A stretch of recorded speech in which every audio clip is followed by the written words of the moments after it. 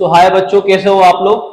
Last वाली class में 11th class के अंदर अपना चैप्टर सेकंड चल रहा था और लास्ट वाले लेक्चर में I have discuss about difference between distance and displacement and velocity and speed. Now next topic is that acceleration, that is very important according to you know what basic of physics. So what is the so let's see student, acceleration को समझने वाले what is the meaning of acceleration.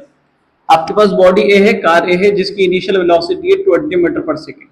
Now you are pressing accelerator in t time और आपकी car की velocity increase होके और final velocity होगी आपकी 50 मीटर पर second. So what will you observe कि टाइम के रेस्पेक्ट में जो चेंज इन वेलोसिटी हो रही है ना, चाहे टाइम के रेस्पेक्ट में जो चेंज इन वेलोसिटी हो रही है, that change in velocity is known as acceleration. अगर मैं यहाँ पे इसकी एक डेफिनेशन लिखूं तो it can be written as change in velocity with respect to change in velocity with respect to time. It is known as acceleration. Time के respect में वेलोसिटी में चेंज।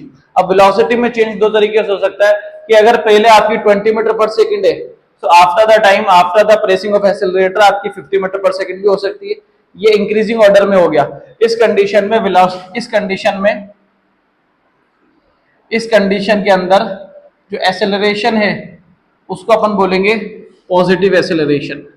अगर वेलोसिटी इंक्रीज हो रही है तो अपन इसको बोलेंगे पॉजिटिव एक्सेलरेशन। और अगर वेलोसिटी डिक्रीज हो रही है, आपने ब्रेक प्रेस करा और वेलोसिटी डिक्रीज होगी तो वहां पे कौन सा एक्सेलरेशन एग्जिस्ट करेगा? नेगेटिव एक्सेलरेशन, क्योंकि वहां पे वेलोसिटी, फाइनल वेलोसिटी इनिशियल से क्या है? कम।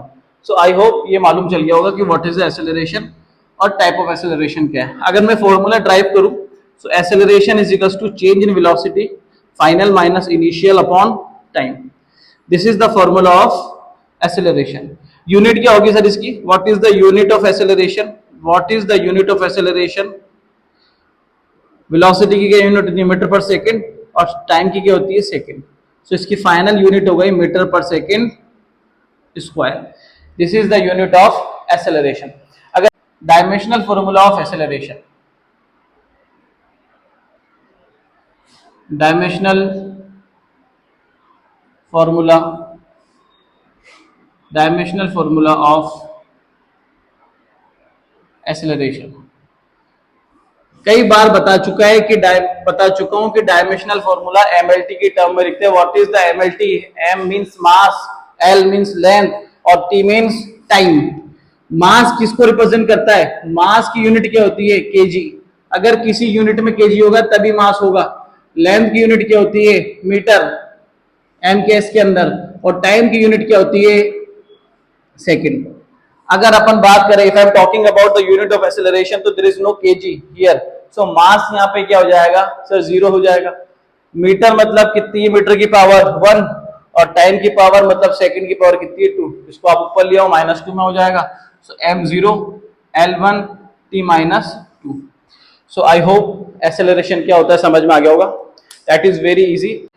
सो in next class I will discussing about basic mathematics which is used in physics and ये लेक्चर समझ में आ गया होगा। So let's meet you tomorrow.